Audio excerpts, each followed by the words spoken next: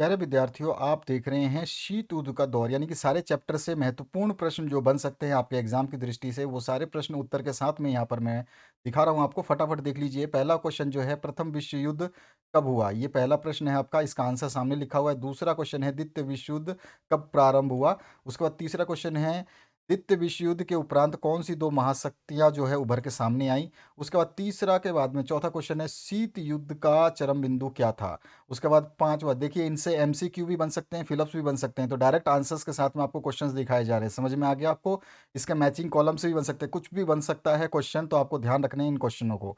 इसके बाद में मित्र राष्ट्रों की अगुवाई वाले देश कौन से हैं, ये आपको बताना है। उसके बाद में आपका धुरी राष्ट्रों के नाम आपको बताने हैं। अमेरिकी नेतृत्व वाले पश्चिमी गठबंधन की विचारधारा क्या है, ये आपको बताना है। इसके बाद में अगस्त 1945 में जापान ने किन किन शहरों पे परमाणु बम गिराए थे।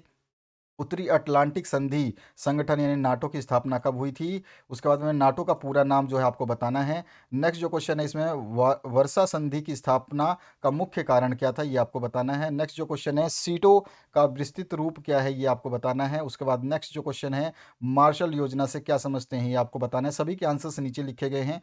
नेक्स्ट जो क्वेश्चन है इसमें, एन पी टी एवं L L T B T का पूरा नाम जो है आपको बताना है, तो यहाँ पे नाम भी इनके लिखे गए हैं। उसके बाद में नेक्स्ट जो है, गुट निरपेक्ष आंदोलन के संस्थापक कौन थे। गुट निरपेक्ष आंदोलन के संस्थापक जो है वामे एन ब्रूमा थे, ठीक है ना। और शीत युद्ध से आप क्या समझते हैं, ये आपको बताना है। नौ अंतर्राष्ट्रीय आर्थिक व्यवस्था के लिए मांग किस सम्मेलन में की गई थी। इसके बाद में नेक्स्ट जो क्वेश्चन है, गुट निरपेक्षता का मूल अभिप्राय क्या है।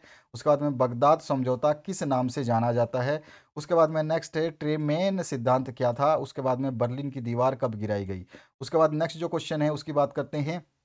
तो यहाँ पर है, अल्प विकसित देश किन्हें कहा गया था। उसके बाद में है, भारत ने सोवियत संघ के साथ आपसी मित्रता की संधि कब हस्ताक्षर किए। उसके बाद में जर्मनी का एकीकरण कब हुआ। नेक्स्ट क्वेश्चन है, गुट निरपेक्षता आंदोलन के प्रणेता कौन थे। उसके बाद नेक्स्ट जो क्वेश्चन है, शीत युद्ध काल के तीन पश्चिमी या अमेरिकी गठबंधनों के नाम आपको बताने हैं। उसके बाद में है आपका towards a new trade policy for development है शीर्षक के से एक रिपोर्ट कब प्रस्तुत की गई थी, ये आपको बताना है। उसके बाद में पहला गुट निरपेक्ष सम्मेलन कब हुआ था, ये आपको बताना है। अगला जो है, सामरिक अस्त्र परिशमन वार्ता यानी कि साल्ट टू पर किन देशों ने हस्ताक्षर किए थे, ये आपको बताना है। उसके बाद में गुट निरपेक्षता कोई पलायन की नीति नहीं, यह विचार का किसका था, मतलब ये आपको बताना है। उसके बाद नेक्स्ट जो क्वेश्चन है, लघु उत्तरीय में तटस्थता से क्या अभिप्राय है। उसके बाद में नेक्स्ट जो क्वेश्चन है, नई अंतर्राष्ट्रीय अर्थव्यवस्था से क्या अभिप्राय है। उसके बाद नेक्स्ट जो क्वेश्चन है इसमें पूछा गया है, अवरोध का क्या तर्क है, ये आपको बताना है। शीत युद्ध के कारण जो है आपको बताने हैं। नेक्स्ट जो क्वेश्चन है, क्यूबा मिसाइल संकट क्या था, ये आपको बताना है। नेक्स्ट जो क्वेश्चन है इसमें पूछा गया, भारत द्वारा गुट निरपेक्षता की नीति अपनाने के प्रमुख कारण आपको बताने हैं। उसके बाद जो है, पहला गुट निरपेक्षता सम्मेलन बेलग्रेड में हुआ। गुट निरपेक्ष सम्मेलन किन कारकों की परिणति था, ये आपको बताना है। उसके बाद में नेक्स्ट जो क्वेश्चन है इसमें, अंतर्राष्ट्रीय संबंधों पर शीत युद्ध के सकारात्मक प्रभाव जो है आपको बताने हैं। नेक्स्ट जो क्वेश्चन है, नई अंतर्राष्ट्रीय आर्थिक व्यवस्था के प्रमुख उद्देश्य क्या है। उसके बाद में नेक्स्ट जो है आपका चैप्टर दो, ध्रुवता का अंत, इसमें बर्लिन की दीवार किसका प्रतीक थी। उसके बाद में यूएसएसआर का पूरा नाम आपको बताना है। उसके बाद जो है, बर्लिन की दीवार कब बनाई गई थी, ये आपको बताना है। नेक्स्ट जो है, पूंजीवादी दुनिया और साम्यवादी दुनिया के बीच विभाजन का प्रतीक किसे माना गया।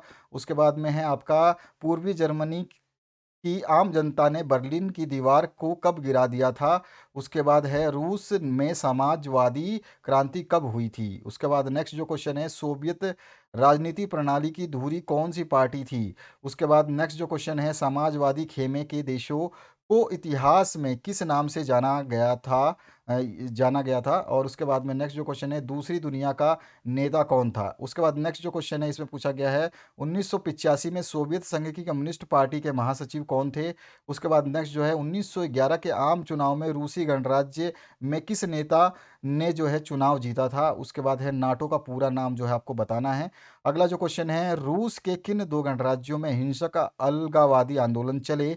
उसके बाद में नेक्स्ट जो क्वेश्चन है, शॉक थेरेपी का शाब्दिक अर्थ क्या है। इसके बाद है, शॉक थेरेपी साम्यवादी देशों के द्वारा कब अपनाई गई थी और सोवियत संघ का क्या नाम था, ठीक है, संसद का क्या नाम था। उसके बाद में नेक्स्ट जो है आपका सोवियत संघ का विघटन कब हुआ। उसके बाद नेक्स्ट जो क्वेश्चन है इसमें पूछा गया है आपसे कि सोवियत प्रणाली क्या थी। इसके बाद में नेक्स्ट जो क्वेश्चन है उसकी बात करते हैं। यहाँ पे क्वेश्चन देख लिया आपने। अगला जो है द्वितीय विश्व युद्ध के बाद सोवियत संघ की अर्थव्यवस्था किस प्रकार की थी, ये आपको बताना है।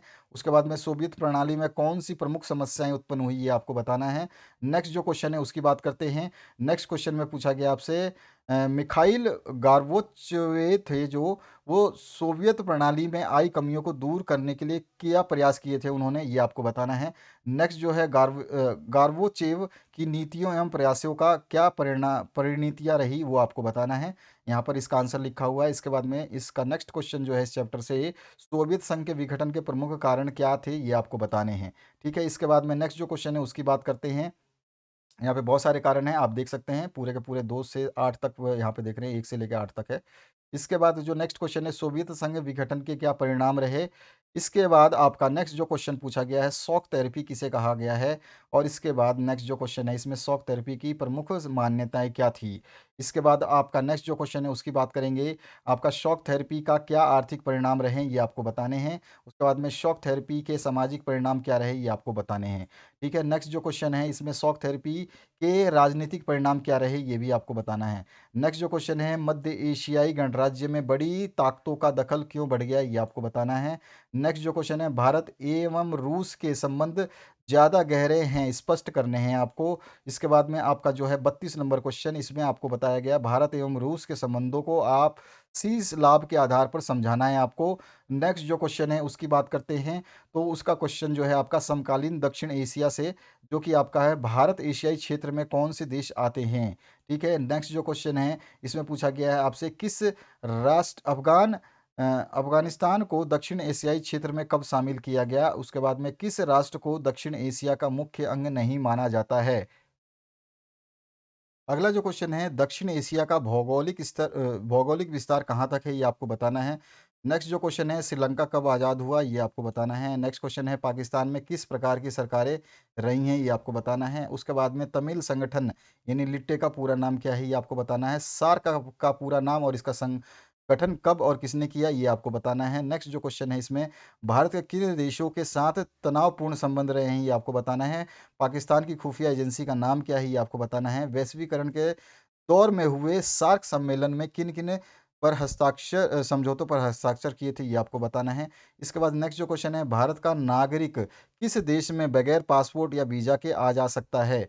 उसके बाद में यहाँ पे BIMSTEC का पूरा नाम और इसके सदस्य जो देशों के नाम जो है आपको बताने हैं, सदस्य देशों के नाम आपको बताने हैं। इसके बाद जो नेक्स्ट क्वेश्चन है, पाकिस्तान ने परमाणु परीक्षण किस पहाड़ी पर किया था, ये आपको बताना है। उसके बाद नेक्स्ट जो क्वेश्चन है, भारत और पाकिस्तान कब आज़ाद हुए थे, ये आपको बताना है। नेक्स्ट है, कश्मीर विवाद किससे संबंधित है, ये आपको बताना है। यहाँ पे भारत और पाकिस्तान से। इसके बाद में कौन सा देश है जो दक्षिण एशिया का देश होते हुए भी दक्षिण एशिया का अंग नहीं है। उसके बाद में बांग्लादेश पाकिस्तान से कब अलग हुआ, ये आपको बताना है। भारत और सोवियत संघ में 20 सालों के लिए मैत्री संधि कब हस्ताक्षर किए गए थे, ये आपको बताना है। उसके बाद में पाकिस्तान में सैन्य तख्तापलट कब किया गया था, ये आपको बताना है। भारत पाकिस्तान युद्ध कब कब हुआ। उसके बाद नेक्स्ट है, दक्षिण एशिया का कौन सा देश हिंदू राष्ट्र कहलाता है। अगला जो क्वेश्चन है, नेपाल में 240 वर्षों तक तानाशाही का अंत कब हुआ था, ये आपको बताना है। अप्रैल 2006 में नेपाल में किस राजा ने संसद को बहाल किया था। उसके बाद में नेपाल के द्वारा वर्तमान में अपनाए गए संविधान के तहत किसे प्रधानमंत्री वह कब बनाया गया था। उसके बाद नेक्स्ट जो क्वेश्चन है, श्रीलंका में कितने समुदाय के लोग रहते हैं। उसके बाद आपको बताना है, श्रीलंका में लिट्टे यानी कि संगठन कब बना था, ये आपको बताना है। इसके बाद नेक्स्ट है, श्रीलंका के उत्तरी पूर्वी हिस्से पर नियंत्रण किसने किया था। और दक्षिण एशिया के देश में प्रति व्यक्ति सकल घरेलू उत्पाद सबसे अधिक जो है कहाँ है, ये आपको बताना है। कारगिल युद्ध कब हुआ था, ये आपको बताना है। भारत में परमाणु परीक्षण कब और किसके शासन में हुआ था, ये आपको बताना है। पाकिस्तान की कौन सी खुफिया एजेंसी भारत के विरोधी अभियान में शामिल है, ये आपको बताना है। बांग्लादेश व भारत के बीच किन किन नदियों के जल को लेकर विवाद बना हुआ है। इसके बाद में दक्षिण एशिया का कौन सा देश अधिक शक्तिशाली है। नेक्स्ट जो है सार्क की स्थापना कब हुई और भारत और पाकिस्तान के मध्य शिमला समझौता कब हुआ। भारत में प्रथम परमाणु परीक्षण कब हुआ। इसके बाद आते हैं नेक्स्ट क्वेश्चन पे, भारत और बांग्लादेश के मध्य फरक्का संधि कब हस्ताक्षर हस्ताक्षर हुए। उसके बाद में भारत और श्रीलंका में मुक्त मुक्त व्यापार संधि पर हस्ताक्षर कब किए गए। भारत के प्रधानमंत्री अटल बिहारी वाजपेयी बस यात्रा पर लाहौर कब गए। दक्षिण एशिया के विभिन्न देशों में एक सी राजनीति प्रणाली नहीं है, समझाना है आपको। इसके बाद जो नेक्स्ट क्वेश्चन है उसकी बात करते हैं। यहाँ पे साप्टा को लेकर दक्षिण एशिया के अन्य देशों की आशंका को दूर करने के लिए भारत ने क्या कदम उठाया, ये आपको बताना है। इसके बाद में स्वतंत्रता प्राप्ति के बाद श्रीलंका को किस समस्या का सामना करना पड़ा। नेक्स्ट है सार्क के सिद्धांतों के विषय में बताइए। उसका अगला जो क्वेश्चन है आपका, पाकिस्तान में लोकतंत्र सफल ना होने के क्या कारण हैं। अगला जो है शिमला समझौता के विषय में बताइए। अगला है पाकिस्तान में लोकतंत्र को कमजोर करने वाले कारण लिखिए। अगला जो क्वेश्चन है इसमें पूछा गया भारत पाकिस्तान क्षेत्र की किन्हीं चार सामान्य समस्याओं का जो है उल्लेख करना है मतलब बहुत बड़ा बताना है, तो यहाँ पे केवल मुद्दे लिखे गए हैं। उसके बाद जो नेक्स्ट क्वेश्चन है, श्रीलंका के जातीय संघर्ष का उल्लेख कीजिए। और इसके बाद में आपका जो है यहाँ पर निम्न समझौतों का कालक्रम बताइए। आपको यहाँ कालक्रम बताना है कि कौन सा समझौता कब हुआ था, ठीक है। इसके बाद में आपका जो नेक्स्ट आपका पार्ट है ये आता है अंतर्राष्ट्रीय संगठन से। तो अंतर्राष्ट्रीय संगठन से जो भी आपके क्वेश्चंस बन सकते हैं उनको देखेंगे इस वीडियो में। तो यहाँ पर जो है आपका निम्नलिखित में से कौन सा तथ्य सुरक्षा परिषद में भारत की स्थायी सदस्यता के प्रस्ताव को ज़्यादा वजनदार बनाता है, ये आपको बताना है, ठीक है। अगला जो क्वेश्चन है इसमें पूछा गया है परमाणु प्रौद्योगिकी के शांतिपूर्ण प्रयोग और उसकी सुरक्षा से संबंध संयुक्त राष्ट्र संघ की एजेंसी का नाम क्या है, ये आपको बताना है। ऑप्शंस दिए गए हैं। नेक्स्ट जो क्वेश्चन है इसमें पूछा गया है आपका विश्व व्यापार संगठन निम्न में से किस संगठन का उत्तराधिकारी है, ये आपको बताना है। इसके बाद नेक्स्ट क्वेश्चन है संयुक्त राष्ट्र संघ का गठन मानवता को स्वर्ग पहुंचाने के लिए नहीं बल्कि उसे नरक से बचाने के लिए हुआ, यह कथन किसका है, ये आपको बताना है। नेक्स्ट जो क्वेश्चन है संयुक्त राष्ट्र संघ की स्थापना कब हुई और संयुक्त राष्ट्र संघ के कितने अंग है। 1 नवंबर 1994 से संयुक्त राष्ट्र संघ का कौन सा अंग स्थगित है। उसके बाद में नेक्स्ट क्वेश्चन है संयुक्त राष्ट्र संघ के मुख्यालय का प्रधान क्या कहलाता है और संयुक्त राष्ट्र संघ के प्रथम महासचिव कौन थे। उसके बाद में अंतर्राष्ट्रीय आणविक ऊर्जा एजेंसी का स्थापना वर्ष कौन सा है। अंतर्राष्ट्रीय संगठन होने का कोई एक लाभ उजागर कीजिए। उसके बाद में प्रतिवर्ष संयुक्त राष्ट्र दिवस कब मनाया जाता है। नेक्स्ट जो है किस अंतर्राष्ट्रीय संस्था के उत्तराधिकारी के रूप में संयुक्त राष्ट्र की स्थापना की गई और इसके बाद में यूएनओ किस संगठन का संक्षिप्त नाम है। उसके बाद नेक्स्ट जो है आपका संयुक्त राष्ट्र संघ के प्रमुख अंगों के नाम आपको बताने हैं। नेक्स्ट जो क्वेश्चन है संयुक्त राष्ट्र संघ की स्थापना के समय कुल कितने सदस्य देश थे। उसके बाद नेक्स्ट जो क्वेश्चन है संयुक्त राष्ट्र संघ का मुख्य उद्देश्य क्या है। अगला क्वेश्चन है इसमें संयुक्त राष्ट्र संघ के कुल सदस्य कितने सदस्य हैं, ये आपको बताना है। नेक्स्ट जो क्वेश्चन है इसमें है संयुक्त राष्ट्र सुरक्षा परिषद में स्थायी सदस्यों की संख्या बतानी है। संयुक्त राष्ट्र संघ की किन्हीं दो एजेंसियों के नाम आपको बताने हैं। विश्व का सबसे बड़ा लोकतांत्रिक देश कौन सा है, या उसका नाम बताना है। भारत की सुरक्षा परिषद की स्थायी सदस्यता का विरोध करने वाले देशों के द्वारा किए गए किन्हीं दो तर्क को आपको लिखना है। उसके बाद जो नेक्स्ट क्वेश्चन है अंतर्राष्ट्रीय मुद्रा कोष का प्रमुख कार्य क्या है। विश्व बैंक की औपचारिक स्थापना कब हुई, इसकी गतिविधियां मुख्यतः किन देशों से संबंधित हैं। नेक्स्ट जो क्वेश्चन है विश्व व्यापार संगठन की स्थापना कब हुई, विश्व व्यापार संगठन का क्या कार्य है, ये आपको बताना है। उसके बाद जो नेक्स्ट है एमनेस्टी इंटरनेशनल क्या है। इसके बाद में है आपका संयुक्त राज्य अमेरिका के सबसे बड़े अंतर्राष्ट्रीय मानव अधिकार संगठन का नाम आपको बताना है। उसके बाद जो नेक्स्ट क्वेश्चन है संयुक्त परिषद के स्थायी सदस्यों का भौगोलिक विवरण किस प्रकार किया गया है। वीटो किसे कहते हैं, ये आपको बताना है। नेक्स्ट जो क्वेश्चन है संयुक्त राष्ट्र सुरक्षा परिषद में स्थायी सदस्यता हेतु भारत की दावेदारी के समर्थन में दो तर्क जो है आपको बताने हैं। नेक्स्ट जो है ग्लोबल वार्मिंग की समस्या को स्पष्ट करिए और संयुक्त राष्ट्र संघ की 4 विशिष्ट एजेंसियों के नाम आपको बताने हैं। नेक्स्ट जो क्वेश्चन है संयुक्त राष्ट्र संघ के कोई 3 सिद्धांत जो है आपको लिखने हैं। इसके बाद जो नेक्स्ट क्वेश्चन है संयुक्त राष्ट्र संघ के द्वितीय महासचिव कौन थे और उनके द्वारा किए गए कार्यों का विवरण आपको करना है। इसके बाद जो नेक्स्ट क्वेश्चन है इसमें आपका संयुक्त राष्ट्र संघ के समक्ष कौन सी 2 बुनियादी सुधारों का मसला है। इसके बाद है आपका संयुक्त राष्ट्र संघ की स्थापना कब हुई, वर्तमान में इसके कितने सदस्य हैं। नेक्स्ट जो है इसमें आपका संयुक्त राष्ट्र संघ के प्रमुख उद्देश्यों का उल्लेख कीजिए। अगला जो पार्ट है इसमें पूछा गया आपसे संयुक्त राष्ट्र संघ के संगठन पर संक्षिप्त टिप्पणी आपको बतानी है। उसके बाद में एमनेस्टी इंटरनेशनल क्या है ये आपको बताना है, जो ये क्वेश्चन दोबारा है। और विश्व व्यापार संगठन क्या है ये आपको बताना है। सुरक्षा परिषद के 5 स्थायी सदस्यों को वीटो का अधिकार क्यों दिया गया है। इसके बाद में नेक्स्ट जो क्वेश्चन है मानव अधिकार परिषद के संस्थापक कौन थे और इसके कुछ प्रमुख उपलब्धियों का वर्णन जो आपको करना है। यहाँ पे थोड़ा शॉर्ट में आंसर दिया गया है, आपको थोड़ा आंसर डिस्क्राइब करना है, ध्यान रखना है। अंतर्राष्ट्रीय मुद्रा कोष के हर सदस्य की राय का वजन बराबर नहीं, ये स्पष्ट करना है आपको। उसके बाद जो नेक्स्ट क्वेश्चन है उसमें पूछा गया अंतर्राष्ट्रीय संगठन की आवश्यकता क्या है ये आपको बताना है, क्यों है। और इसके बाद में संयुक्त राष्ट्र सुरक्षा परिषद के 5 स्थायी सदस्यों के नाम बताइए, इनकी कार्य प्रणाली की कमियां आपको बतानी है। नेक्स्ट जो क्वेश्चन है इसमें अंतर्राष्ट्रीय मुद्रा कोष पर संक्षिप्त टिप्पणी लिखनी है आपको। इसके बाद जो नेक्स्ट क्वेश्चन है इसमें पूछा गया आपसे विश्व बैंक की स्थापना कब हुई और इसके प्रमुख कार्यों को संक्षेप में आपको बताना है। नेक्स्ट जो क्वेश्चन है इसमें पूछा गया अंतर्राष्ट्रीय संगठन की आवश्यकता के कोई 2 बिंदु आपको बताने हैं। नेक्स्ट जो पार्ट है यहाँ पे इसका उत्तर यहाँ पर ये है और इसका आगे का उत्तर यहाँ पर लिखा गया है। अगला जो 22 नंबर क्वेश्चन है इसमें संयुक्त परिषद के स्थायी व अस्थायी सदस्यों के लिए सुझाए गए 4 मानदंडों को आपको बताना है। नेक्स्ट जो है पारस्परिक निर्भरता से क्या आप समझते हैं वो आपको बताना है। संयुक्त राष्ट्र संघ की सफलताओं पर प्रकाश आपको डालना है।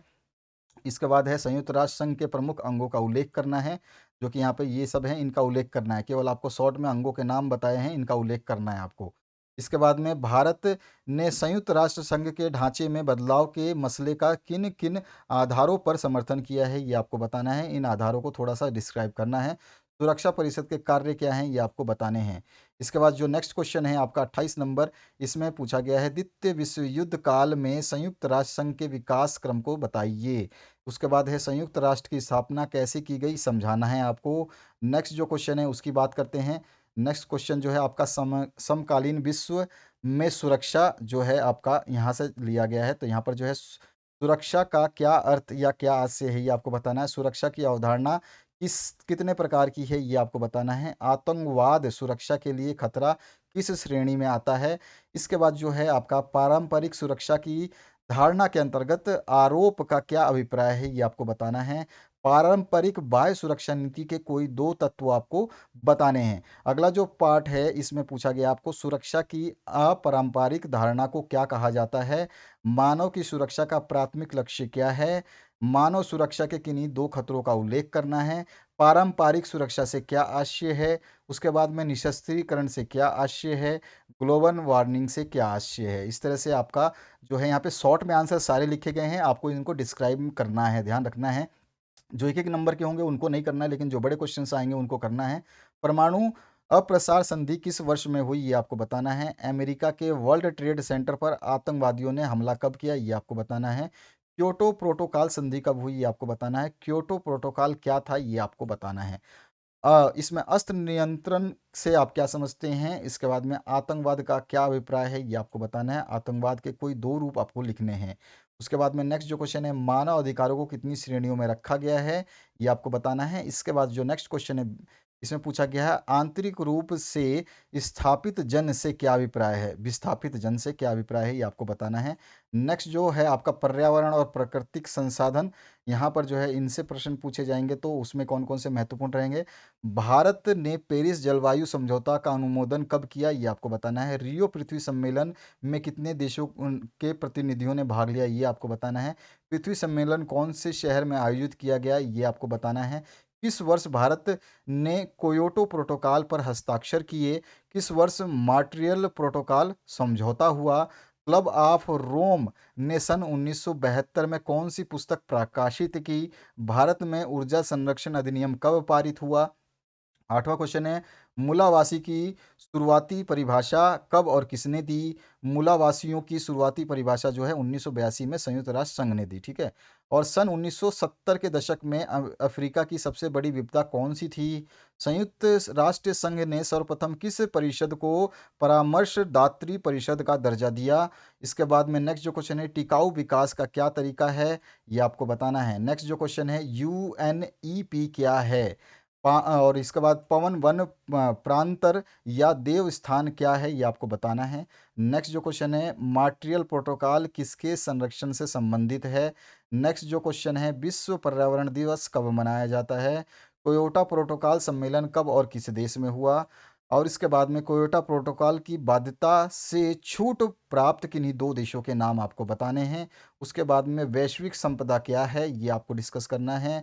वैश्विक संपदा के कोई 4 उदाहरण आपको बताने हैं। वैश्विक संपदा की सुरक्षा के लिए किए गए किन्हीं 3 समझौतों को बताना है। उसके बाद में आपका मूलावासी का अर्थ आपको बताना है और मूलावासियों के प्रमुख स्थान कहाँ-कहाँ हैं, ये आपको बताना है। भारत में किन लोगों को मूलावासी कहा जाता है, ये आपको बताना है, मूलवासी। उसके बाद में भारत में अनुसूचित जनजाति के लोगों को मूलवासी कहा जाता है, ये इसका आंसर है। वर्ल्ड काउंसिल ऑफ इंडिजिनल पीपल का गठन कब हुआ, ये आपको बताना है। नेक्स्ट जो है, पर्यावरण आंदोलन को परिभाषित कीजिए। और इसके बाद में सरकार द्वारा प्रदूषण को रोकने तथा पर्यावरण को बचाने के कोई 2 उपाय आपको बताने हैं। उसके बाद में रियो सम्मेलन की सिफारिशों को किस नाम से जाना जाता है, ये आपको बताना है। एजेंडा 21 जो है इस नाम से जानता है। कभी कभी क्वेश्चन घुमा के पूछता है एजेंडा 21 क्या है, तो रियो सम्मेलन की सिफारिशों के सुझावों को अ, एजेंडा 21 के नाम से जाना जाता है। साझी संपदा क्या है? इसके बाद में साझी संपदा के कोई 2 उदाहरण आपको बताना है। विश्व में खाद्यान्न की कमी के 2 कारण जो है आपको बताने हैं। उसके बाद जो नेक्स्ट क्वेश्चन है, प्राकृतिक वनों से होने वाले 2 लाभ आपको बताने हैं। ओजोन परत में छेद होने से पारिस्थितिक तंत्र पर क्या प्रभाव पड़ेगा, ये आपको बताना है। नेक्स्ट जो है, मूलवासियों की प्रमुख मांगे क्या हैं, ये आपको बताना है। नेक्स्ट जो क्वेश्चन है, इसमें पूछा गया है आपसे, विश्व के विभिन्न भागों में खनिज उद्योग की आलोचना तथा विरोध क्यों होता है, इसका प्रमुख कारण जो है आपको बताना है। इसके बाद जो नेक्स्ट क्वेश्चन है उसकी बात करते हैं, तो इसमें पूछा गया है रियो सम्मेलन के क्या परिणाम हुए, ये आपको बताना है, ठीक है। तो यहाँ पे बहुत सारे परिणाम हुए जो पॉइंट वाइज लिखे गए हैं, आप देख सकते हैं यहाँ पे सारे के सारे पॉइंट लिखे गए हैं। और वैश्विक पर्यावरण की सुरक्षा से जुड़े मुद्दे सन 1990 के दशक से भिन्न देशों के प्राथमिक सरोकार क्यों बन गए, ये आपको बताना है। इसके बाद में नेक्स्ट जो क्वेश्चन है उसकी बात करते हैं, तो इस क्वेश्चन के आंसर 1 2 पॉइंट और थर्ड फोर्थ पॉइंट आप यहाँ से नोट करेंगे। अगला जो है 5वां पार्ट, इसमें पूछा गया आपसे ग्रीन हाउस गैसों के उत्सर्जन को नियंत्रित करने हेतु भारत द्वारा किए गए किन्हीं 4 प्रयासों को उल्लेख आपको करना है।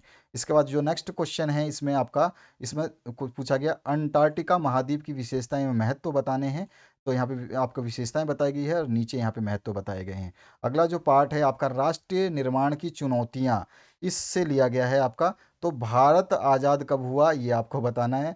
उसके बाद में नेक्स्ट जो है, भारत का स्वतंत्रता दिवस कब मनाया जाता है, ये आपको बताना है। नेक्स्ट जो है, पाकिस्तान का स्वतंत्रता दिवस कब मनाया जाता है, सारे के सारे इसी चैप्टर से क्वेश्चंस हैं। और स्वतंत्र भारत के प्रधानमंत्री कौन थे? 14 से 15 अगस्त की मध्य रात्रि को प्रधानमंत्री नेहरू ने संविधान सभा के विशेष सत्र में एक भाषण दिया, उसे किस नाम से जाना जाता है? और अभूतपूर्व हिंसा एवं विस्थापन की त्रासदी का वर्ष किसे कहा गया है, वो वर्ष आपको बताना है। नेक्स्ट जो है, 15 अगस्त को देश का प्रधानमंत्री देश की जनता को कहाँ से संबोधित करता है? उसके बाद में स्वतंत्र भारत के प्रमुख 2 चुनौतियों को लिखना है। उसके बाद में भारत गणतंत्र कब बना, ये आपको बताना है। नेक्स्ट क्वेश्चन है, 1947 की त्रासदी को अपनी रचनाओं के माध्यम से प्रस्तुत करने वाले 2 प्रमुख रचनाकारों के नाम आपको बताने हैं। उसके बाद में कायदे आजम या पाकिस्तान का राष्ट्रपिता किसे कहा जाता है? उसके बाद जो नेक्स्ट है, मुस्लिम लीग की स्थापना कब हुई? अगले क्वेश्चन की बात करें, द्विराष्ट्रवाद का नारा किसने दिया? उसके बाद में धर्म के आधार पर कौन सा राष्ट्र बना? नेक्स्ट जो है, भारत विभाजन की योजनाओं को किस नाम से जाना जाता है? उसके बाद में भारत का अंतिम गवर्नर जनरल कौन था? उसके बाद में स्वतंत्र भारत का प्रथम जनरल गवर्नर कौन था?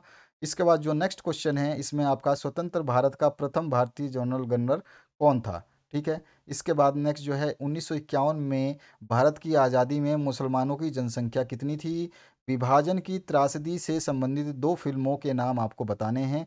उसके बाद जो नेक्स्ट है विभाजन से सबसे पहले अधिक प्रभावित 2 राज्य के नाम जो है आपको लिखने हैं। सांप्रदायिक हिंसा के विरोध में महात्मा गांधी ने प्रथम बार उपवास कब और कहाँ रखा? उसके बाद में महात्मा गांधी की हत्या कब और किसने की? स्वतंत्रता के समय भारत में रजवाड़ों की संख्या कितनी थी? इसके बाद में अंग्रेज किस नीति में जो है विश्वास रखते थे? उसके बाद में सबसे पहले कहाँ के राजा ने अपने राज्य को स्वतंत्र रखने की घोषणा की? स्वतंत्र संविधान सभा में शामिल होने से किस नवाब ने मना कर दिया? ये आपको बताना है। नेक्स्ट जो है देशी रियासतों के एकीकरण का श्रेय किसे जाता है? ये आपको बताना है।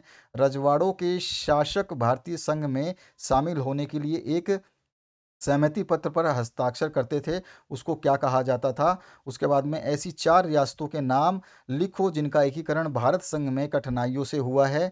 अगला जो है हैदराबाद के शासक को क्या कहा जाता था? हैदराबाद के निज़ाम ने अपनी रियासत के लिए क्या चुना? उसके बाद न है हैदराबाद के निज़ाम के खिलाफ किस स्थान के किसान ने आंदोलन किया? उसके बाद में हैदराबाद का निज़ाम आंदोलन रत किसान के खिलाफ एक अर्धसैनिक बल का प्रयोग करता था जिसे उससे किस नाम से जाना जाता था? आपको वो बताना है। हैदराबाद का विलय भारतीय संघ में किस प्रकार हुआ? ये आपको बताना है। मणिपुर के किस शासक ने सहमति पत्र पर हस्ताक्षर किए? मणिपुर के किस चुनाव से संवैधानिक राजतंत्र कायम हुआ? ये आपको बताना है। अगला है भारत का वह कौन सा प्रांत है जहां सार्वभौमिक वयस्क मताधिकार का सिद्धांत अपनाया गया? उसके बाद में राष्ट्र कांग्रेस के किस अधिवेशन में भाषा के आधार पर राज्यों के पूर्ण गठन की बात की गई है? उसका अगला जो क्वेश्चन है इसमें भारत के आधार भाषा के आधार पर किस प्रांत में सर्वप्रथम विरोध प्रदर्शन हुआ? आंध्र प्रदेश की मांग करते हुए किस नेता की मृत्यु हुई? और भाषाई आधार पर सर्वप्रथम किस राज्य का निर्माण हुआ? आंध्र प्रदेश के निर्माण के लिए प्रधानमंत्री ने घोषणा कब की? अगला जो पार्ट है इसमें पूछा गया है केंद्र सरकार ने राज्य पुनर्गठन आयोग कब बनाया? और राज्य पुनर्गठन आयोग की रिपोर्ट के आधार पर 1956 में कितने राज्य केंद्र शासित प्रदेश बनाए गए? उसके बाद में 1960 में मुंबई से कौन कौन से राज्य बनाए गए? उसके बाद नेक्स्ट जो है आपका 1966 में पंजाब से कौन-कौन से राज्य बनाए गए? नागालैंड राज्य कब बना? 1972 में असम से कौन-कौन से राज्य बनाए गए? मिज़ोरम, अरुणाचल प्रदेश राज्य कब बने? सन 2000 में कौन-कौन से राज्य बने? और इसके बाद में नेक्स्ट है 2 जून 1914 में आंध्र प्रदेश से कौन-सा राज्य बनाया गया? और भारत में कितने राज्य और केंद्र शासित प्रदेश हैं? इसके बाद में एक दल के प्रभुत्व का दौर जो है आपका यहाँ से जो है क्वेश्चन लिए गए हैं, तो इसको देखते हैं। तो यहाँ पर जो है आपको इस चैप्टर से जो है आपको क्वेश्चंस बताएंगे हम। तो 1952 के चुनावों में कुल मतदाताओं में केवल साक्षर मतदाताओं का प्रतिशत कितना था? ये आपको बताना है। 1948 में भारत के गवर्नर जनरल पद की शपथ किसने ली? ये आपको बताना है। ऑप्शंस दिए गए हैं। नेक्स्ट जो है भारत में दलितों का मसीहा किसे कहा जाता है? ये आपको बताना है। स्वतंत्र पार्टी का गठन कब किया गया? ये आपको किसने किया? ये आपको बताना है। नेक्स्ट जो है भारतीय जनसंघ के संस्थापक कौन थे? और भारत के पहले चुनाव आयुक्त कौन बने? उसके बाद जो नेक्स्ट है स्वतंत्र भारत में पहला आम चुनाव कब हुआ? 1959 में कांग्रेस सरकार ने संविधान के किस अनुच्छेद के अंतर्गत केरल की कम्युनिस्ट सरकार को बर्खास्त किया? उसके बाद में 9वां क्वेश्चन है कांग्रेस सोशलिस्ट पार्टी का गठन कब हुआ था? अगला जो है इंडिपेंडेंट लेबर पार्टी के संस्थापक कौन थे? इसके बाद में बड़े प्रश्न थोड़े से आ जाते हैं जो अति लघुतरात्मक हैं। यहाँ पर समग्र मानववाद के सिद्धांत के प्रणेता का नाम आपको बताना है। उसके बाद में भारत में एक दल की प्रधानता के युग में किस दल को सबसे अधिक प्रभावशाली माना गया? भारत में एक दल की प्रधानता का युग कब से कब तक रहा? अगला जो क्वेश्चन है भारत में निर्वाचन आयोग का गठन कब हुआ? स्वतंत्रता के बाद भारत में एक पार्टी के प्रभुत्व का दौर क्यों रहा? इसके बाद में है भारतीय दलीय व्यवस्था की कोई एक विशेषता बताइए। अगला जो क्वेश्चन है प्रथम 3 आम चुनावों में कांग्रेस को कितनी सीटें मिली? नेक्स्ट जो है स्वतंत्रता प्राप्ति के समय कांग्रेस के प्रभावशाली नेताओं के नाम आपको बताने हैं। 1952 के पहले आम चुनाव में लोकसभा के साथ-साथ और कौन से चुनाव भी कराए जाते थे? उसके बाद जो नेक्स्ट है आपका स्वतंत्र पार्टी का निर्देशक सिद्धांत क्या था? और जनसंघ ने किस विचार पर जोर दिया? भारत में किस चुनाव प्रणाली को अपनाया गया है? अगला जो है 1952 के चुनाव में वोट हासिल करने के लिहाज से कौन-सी पार्टी दूसरे नंबर पर रही? नेक्स्ट जो क्वेश्चन है, इसमें पूछा गया राष्ट्रीय मंच पर किस नेता के आगमन से कांग्रेस पार्टी को एक आंदोलन में बदल दिया? उसके बाद जो है ऐसे 2 राज्यों के नाम बताइए जहां 1952 से 67 के दौरान कांग्रेस सत्ता नहीं थी। अगला जो क्वेश्चन है उसकी बात करते हैं, तो यहाँ पर जो है भारत में लंबे समय तक कांग्रेस दलीय प्रभुत्व के लिए उत्तरदायी किन्हीं 2 कारणों को जो है उल्लेख करना है। यहाँ पे कारणें बताई जाएँगी, उल्लेख आपको अपने स्वयं से कर लेना। इसके बाद जो नेक्स्ट क्वेश्चन है, भारत ही एकमात्र देश नहीं जो एक पार्टी के प्रभुत्व दौर से गुजरा हो, संक्षेप में स्पष्ट कीजिए। अगला जो पार्ट है इसमें पूछा गया है आपसे, निर्दलियों की बढ़ती संख्या एक चुनौती है, स्पष्ट कीजिए। अगला है भारत में स्वतंत्रता प्राप्ति से पूर्व राजनीतिक दलों का उल्लेख कीजिए। यहाँ पर उल्लेख किया गया है, थोड़ा-सा आप और भी इसमें लिखेंगे। चौथा जो पार्ट है, ठीक है, ध्यान रखना है, थोड़ा-सा आपको डिटेल में जाना होता है, नहीं तो नंबर जो है जिस प्रकार के नंबर रहेंगे उसी प्रकार से उल्लेख करना है। अगला जो पार्ट है इसमें पूछा गया डॉक्टर भीमराव रामजी अंबेडकर पर संक्षिप्त टिप्पणी जो है आपको बतानी है। अगला है एक क्या एकल पार्टी प्रभुत्व प्रणाली का भारतीय राजनीति के लोकतांत्रिक चरित्र पर खराब असर हुआ? ये आपको बताना है। इसके बाद में नेक्स्ट जो क्वेश्चन है यहाँ पे, अगर पहले आम चुनाव के बाद भारतीय जनसंघ अथवा भारतीय कम्युनिस्ट पार्टी की सरकार बनी होती तो किन मामलों में इस सरकार ने अलग नीति अपनाई होती? इन दोनों दलों द्वारा अपनाई गई नीतियों का प्रमुख अंतर को जो है आपको बताना है, 3 प्रमुख अंतर। अगला जो क्वेश्चन है उसकी बात करें तो यहाँ पर जो पहले आम चुनाव से लेकर अब तक मतदान के तरीकों में क्या बदलाव आए हैं, ये आपको समझाना है। अगला जो पार्ट है उसको भी हम डिस्कस करेंगे। इसमें पूछा गया कांग्रेस किन अर्थों में एक विचार विचारात्मक गठबंधन थी और कांग्रेस में मौजूद विभिन्न विचारधाराओं की उपस्थितियों का जो है आपको उल्लेख करना है। अगला जो क्वेश्चन है इसमें पूछा गया आपसे कि भारतीय राष्ट्रीय कांग्रेस के कार्यक्रम का संक्षिप्त वर्णन जो है आपको करना है। नेक्स्ट क्वेश्चन की बात करते हैं, तो आपका नियोजित विकास की राजनीति से जो हम यहाँ पे डिस्कस करेंगे कि आपके कौन कौन से क्वेश्चंस महत्वपूर्ण रहेंगे। तो यहाँ पर योजना आयोग की स्थापना कब की गई ये आपको बताना है। प्रथम पंचवर्षीय योजना का कार्यकाल क्या था? भारत में नियोजित अर्थव्यवस्था चलाने का विचार ग्रहण किया गया था कि यहाँ से, ये आपको बताना है। इसके बाद में नेक्स्ट जो है, भारत में शुरुआती दौर में विकास की जो नीति अपनाई गई उसमें निम्नलिखित में से कौन सा विचार शामिल नहीं था, ये आपको बताना है। प्रथम पंचवर्षीय योजना में सर्वाधिक बल किस पर दिया गया था? भारत में नियोजन प्रक्रिया की प्रेरणा किस देश से ली गई थी? उसके बाद जो है आपका पंचवर्षीय योजना कब शुरू की गई थी और पहली योजना का मूल मंत्र क्या था, ये आपको बताना है। हरित क्रांति के दौरान किस फसल का सर्वाधिक उत्पादन किया गया? उसके बाद जो नेक्स्ट है आपका, स्वतंत्रता के पश्चात भारत में किस आर्थिक प्रणाली को अपनाया गया? लौह अयस्क का विशाल भंडार था कहाँ पे, ये आपको बताना है। चौथी पंचवर्षीय योजना कब शुरू होनी थी, ये आपको बताना है। अगला जो है, नीति आयोग के अध्यक्ष कौन होता है, ये आपको बताना है। कई बार बताया है मैंने, भारत सरकार ने योजना आयोग के स्थान पर किस संस्था की स्थापना की? और यहाँ पर जो है, स्वतंत्र भारत के समक्ष विकास के कौन कौन से 2 मॉडल थे? इसके बाद में वामपंथ से क्या तात्पर्य है, ये आपको बताना है। नेक्स्ट जो है, दूसरी पंचवर्षीय योजनाओं में मुख्यतः किस बात पर जोर दिया गया था और दक्षिण पंथ से क्या तात्पर्य है, ये आपको बताना है। नेक्स्ट जो है, भारत में अर्थव्यवस्था के कौन से 2 स्वरूपों को स्वीकार किया गया था, ये आपको बताना है। नेक्स्ट जो क्वेश्चन है, मिल्कमैन ऑफ इंडिया किसे कहा जाता है? नेक्स्ट क्वेश्चन है, नियोजित विकास क्या है? अगला जो क्वेश्चन है, आधुनिकीकरण किसका पर्यायवाची माना जाता है? उसके बाद जो नेक्स्ट है, सार्वजनिक क्षेत्र का मुख्य उद्देश्य क्या है? अगला है, 1969 में केंद्र सरकार ने कितने बैंकों का राष्ट्रीयकरण किया? भारत में नियोजन के दो मुख्य उद्देश्य आपको बताने हैं। भूमि सुधार से क्या अभिप्राय है, ये आपको बताना है। अगला जो पार्ट है, नियोजन के प्रमुख तीन तत्व कौन से हैं, ये आपको बताने हैं। अगले क्वेश्चन की बात करें तो सार्वजनिक क्षेत्र के विकास से क्या अभिप्राय है, ये आपको सार्वजनिक क्षेत्र के विकास से क्या अभिप्राय है, ये बताना है। सार्वजनिक क्षेत्र का महत्व आपको बताना है। हरित क्रांति के दो सकारात्मक परिणाम आपको बताना है।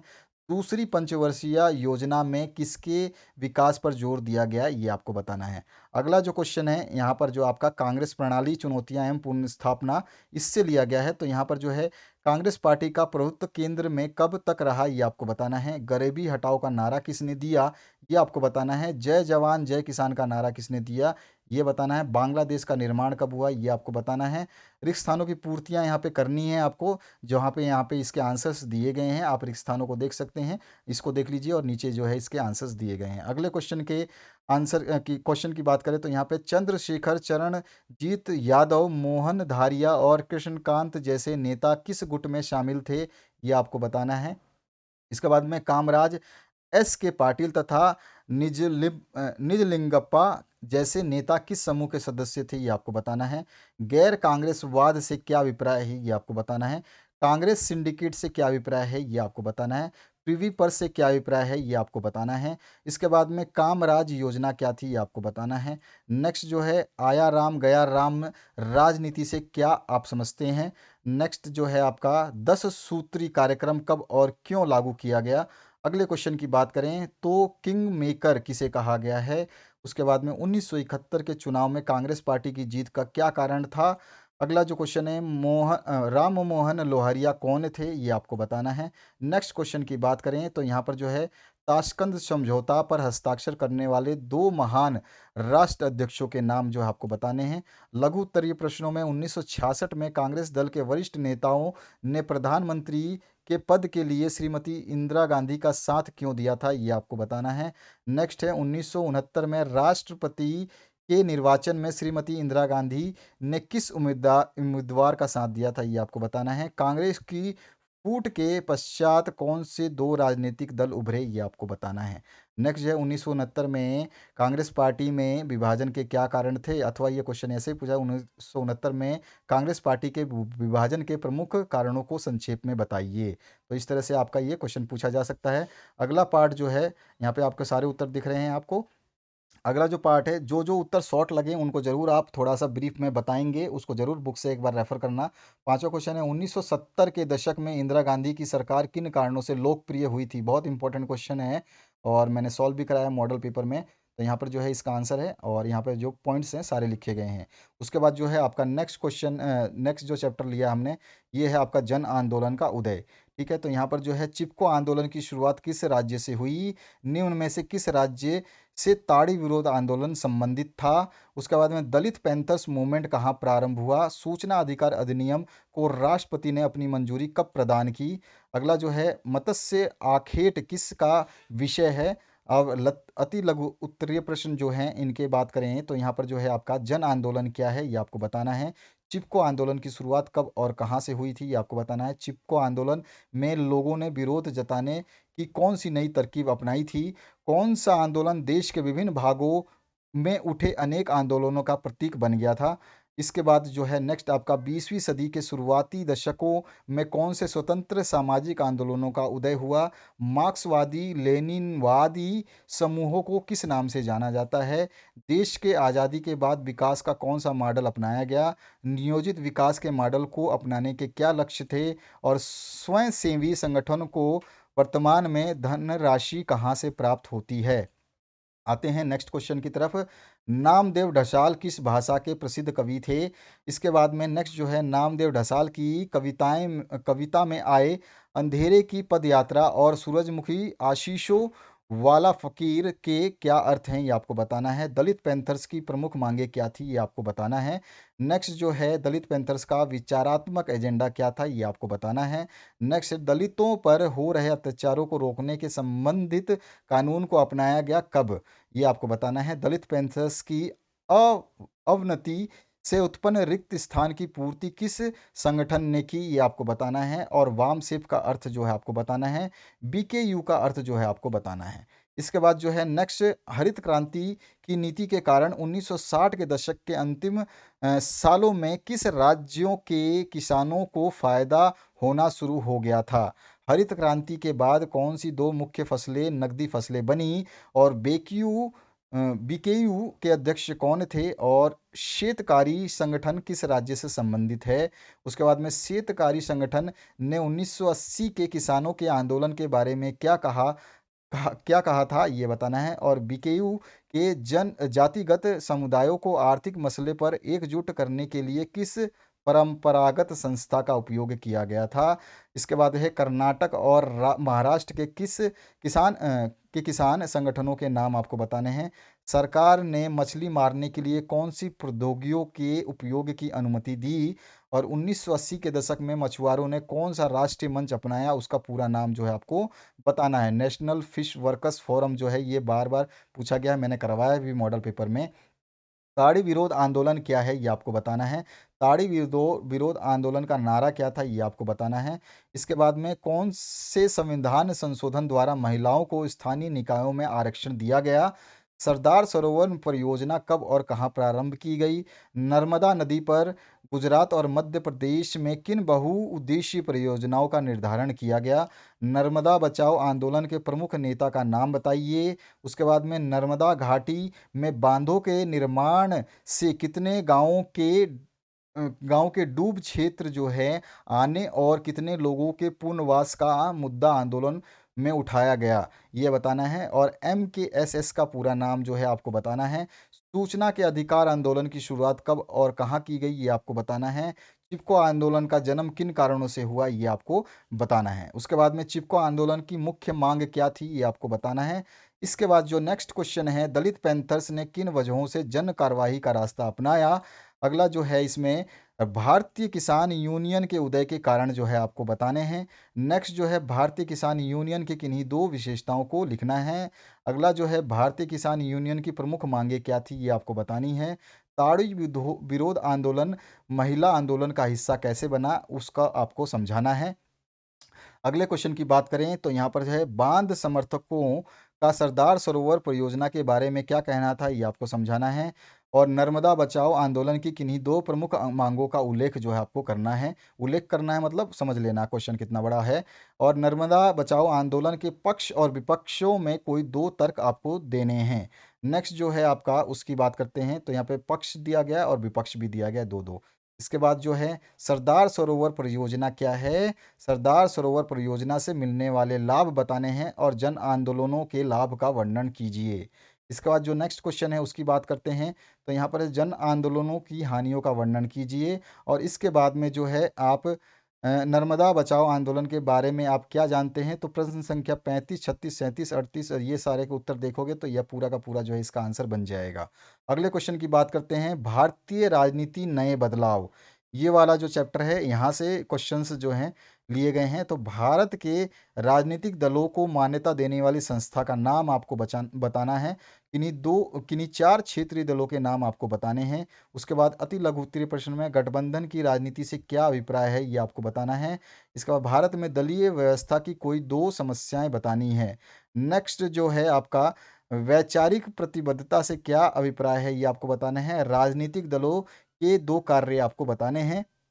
अगला जो क्वेश्चन है, राजनीतिक दलों के ध्रुवीकरण के प्रमुख बाधक तत्व क्या हैं, और वर्तमान दलीय व्यवस्था की उभरती हुई दो प्रवृत्तियां बताइए। नेक्स्ट जो है इसमें गठबंधनवादी राजनीति की प्रमुख समस्या क्या है, ये आपको बताना है। जनता पार्टी का उदय कब हुआ, ये आपको बताना है। कांग्रेस प्रणाली के अंत से क्या अभिप्राय है, ये आपको बताना है। मंडल आयोग का गठन कब किया गया और इसके अध्यक्ष कौन थे, ये बताना है। भारतीय गठबंधन की राजनीति की दो विशेषताएं आपको बतानी हैं। गुजरात में सांप्रदायिक दंगे कब उभरे, ये आपको या कब भड़के, ये आपको बताना है। उसके बाद में भारत में नई आर्थिक नीति कब लागू की गई, ये आपको बताना है। मंडल मुद्दे पर संक्षिप्त टिप्पणी जो है आपको लिखनी है।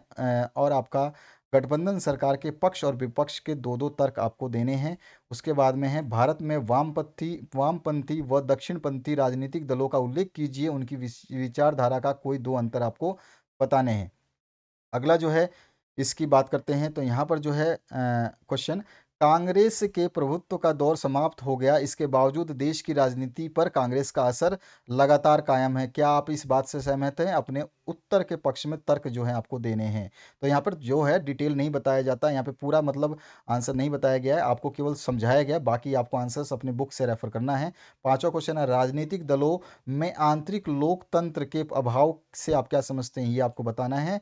इसके बाद में निम्नलिखित में मेल करने हैं आपको, यहाँ पर जो है कॉलम दिए गए हैं, इन कॉलमों को आपस में मिलाना है और इसका उत्तर जो है आप नीचे की तरफ देख रहे हैं, तो ये आपका उत्तर है। तो इस तरह से हमने महत्वपूर्ण प्रश्नों को पूरा देखा, चैप्टर वाइज कि कौन कौन से क्वेश्चंस है बोर्ड एग्जाम की दृष्टि से महत्वपूर्ण रह सकते हैं। तो इन सभी प्रश्नों को जरूर एक बार देखिए ताकि आप लोग अच्छे तरीके से तैयारी कर पाएं। सभी लोगों को मैं कहूँगा कि एक बार इन प्रश्नों पे ज़रूर नज़र मारें ताकि आपके एग्ज़ाम में अच्छा जो है स्कोर हो पाए। काफ़ी इम्पोर्टेंट और पूरे चैप्टर का निचोड़ जो है इसमें आपको देखने को मिला। तो आशा करता हूँ इस वीडियो से आपको काफ़ी हेल्प मिलेगी। आपने जितनी तैयारी करी है वो बहुत अच्छी बात है और उनमें से मैक्सिमम क्वेश्चन इसमें आए हुए हैं और जो क्वेश्चंस आपसे छूट रहे हैं उन क्वेश्चंस को आप रेडी करिए। तो इस तरह से आप जो इन क्वेश्चंस को रेडी कर लेंगे तो आपकी जो तैयारी है परिपूर्ण हो जाएगी। इसी तरह से आपके दूसरे सब्जेक्ट्स जो हैं उनको भी अपलोड कर दिया जाएगा जिससे आप आसानी से तैयारी कर सकते हैं। तो आशा करता हूँ इस वीडियो से आप लोगों को हेल्प मिलेगी और इस वीडियो को देखने के लिए आपका बहुत बहुत धन्यवाद। जिस स्टूडेंट को इस का पीडीएफ चाहिए तो पीडीएफ की लिंक जो है मैं डिस्क्रिप्शन बॉक्स में डाल दूंगा, तो आप पीडीएफ भी डाउनलोड कर सकते हैं। तो आशा करता हूँ इस वीडियो से आप सभी को हेल्प ज़रूर मिलेगी। Thank you very much. Have a good day. Share करना बिल्कुल ना भूलें।